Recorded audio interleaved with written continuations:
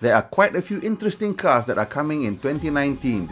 Here we're going to take a look at some of them. Number 12.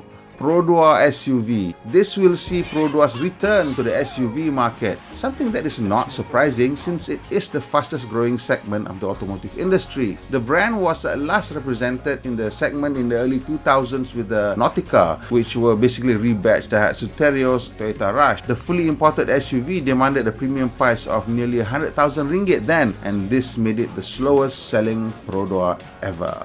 In the end, they sold less than 1,000 units of the Nautica. This time around, Roadhua is offering an SUV based on the new Daihatsu Terios/Toyota Rush, but at a price that should leave buyers questioning why Toyota even bothered to introduce the Rush to the Malaysian market. This model makes sense for Roadhua as it searches for new markets while offering existing owners an option for trading up.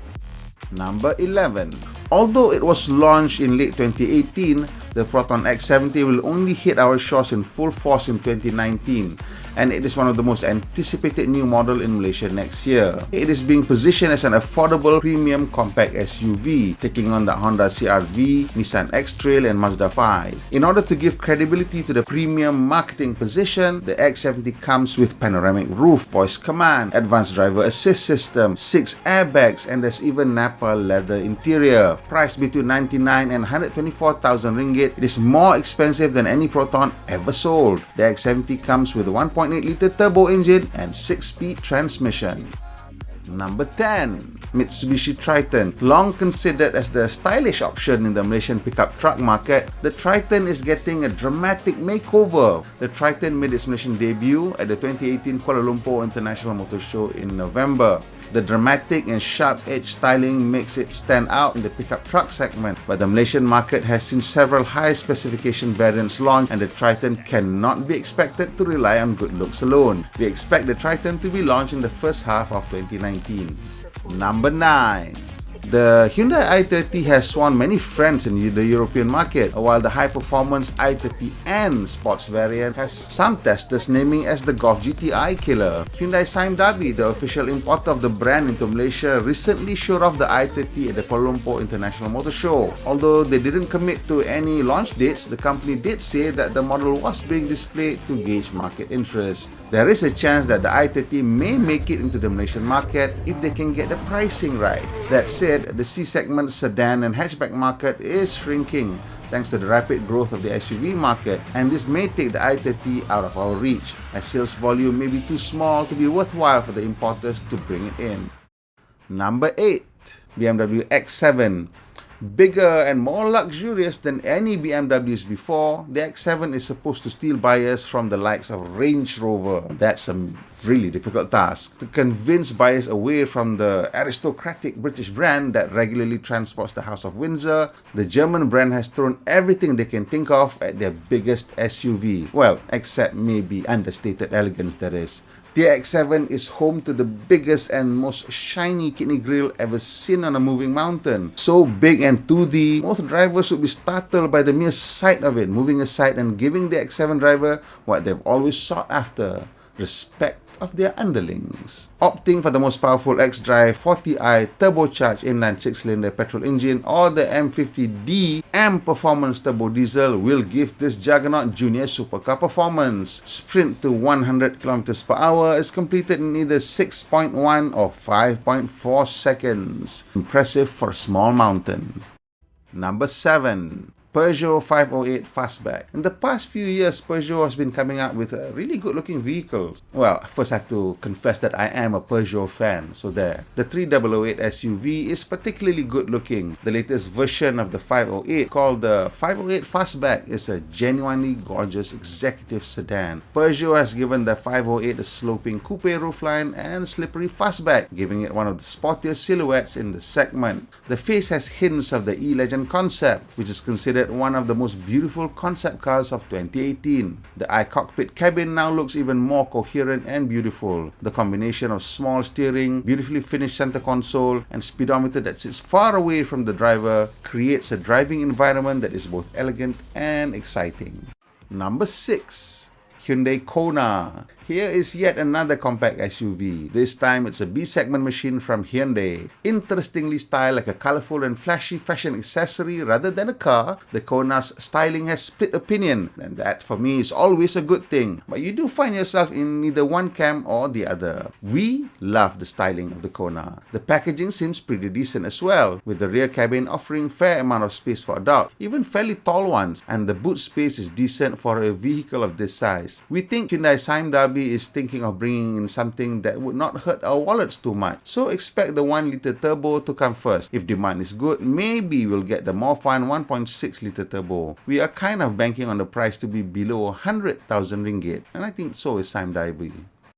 Number 5. Kia Stonic. This is the cousin of the Kona, and from the styling, it is quite obvious that Kia is not as daring as Hyundai in this segment. Well, the thing is, in some segments, such as the Sportage/Tucson, Kia is the adventurous brand. Well, maybe Kia lost the toy cost, and on this one, Hyundai got to play with the bright colors. There are no clear indications that the Stonic is coming, but we believe if they can offer enough separation in terms of price from the Sportage, which is to say if they can bring the Stonic here at below 100,000 ringgit just like the Kona, then we might see the B-segment SUV market really steam up.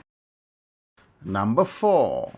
Lexus UX. Still in the B-segment SUV market, the Lexus UX is as premium as it can get in this petite off-roader fight. The UX was shown to us at the 2018 Kuala Lumpur International Motor Show, and it really looks premium, with tight, well-controlled design lines and a grille that's not too toothy like it is on the LS. Fit and finish looks to be similar to the usual Lexus standard, although we did find some rather unbecoming hard plastics in the dashboard and the bottom of the door panel. Otherwise, the center console looks expensive, with all switches and knobs looking like they're precision machined out of metal and black anodized. All very futuristic and kind of dark and sexy. Expect this car to land here between the second and third quarter with a price tag between 150 and 200,000 ringgit, or maybe lower. What do you think? Before we finish the list, let's look at cars that we wish would come, but they're probably never going to make it here. Well, not through official channels anyway. Alfa Romeo is sadly just a distant memory in Malaysia at the moment. Unless some company is brave enough to take up the franchise, then the Alfa Romeo Giulia Quadrifoglio will remain just as a screensaver for most of us, while the Stelvio Quadrifoglio will stay as a distant mirage for most dads who want something fun for the weekend. However, the car we are most sad for not coming is the Hyundai i30 N Sport. This may be the first time anyone has said that they're sad that a particular Hyundai model is not coming. So that should be an indication of just how far Hyundai has moved up the car brand ladder. Volkswagen Golf GTI, beware. Number 3.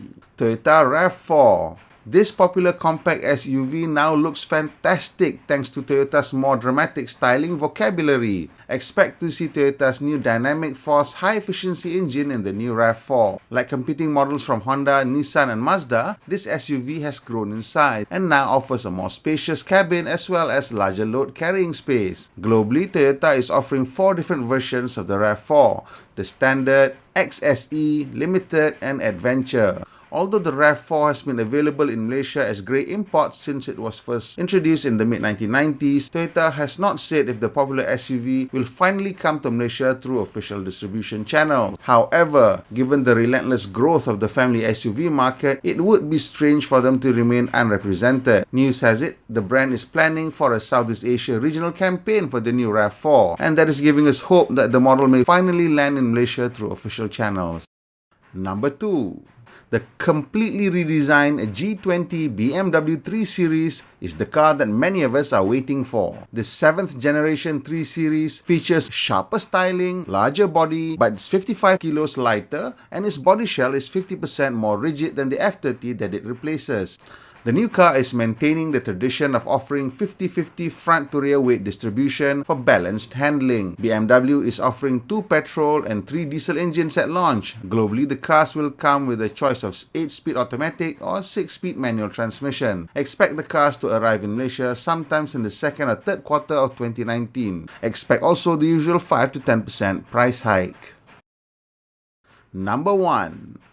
Toyota Supra. The Supra nameplate has acquired legend status, and it has taken Toyota a very long time to come up with a modern version of their front-engine sports car. Shown around as the FT1 concept, the new Supra shares its platform with the BMW Z4 and may even be powered by an inline 6-cylinder from Munich before Toyota packs a hybrid power system in one. The 3-litre 6-cylinder engine is rumored to produce 335 horsepower. It might also come with a 4-cylinder turbo engine. Both the Z4 and the Supra will be built in Austria. The production version of the Supra is expected to be unveiled at the Detroit Motor Show, which will be in January 2019, but it will be launched in markets around the 3rd or 4th quarter of 2019, making it like a 2020 model year car actually. The likelihood of this car making it in as an official model is probably slim, but given that Toyota is now being badly embarrassed by Honda, which has snatched its market position as most popular imported brand, we are kind of hoping that they will hold no punches and bring in this important halo model.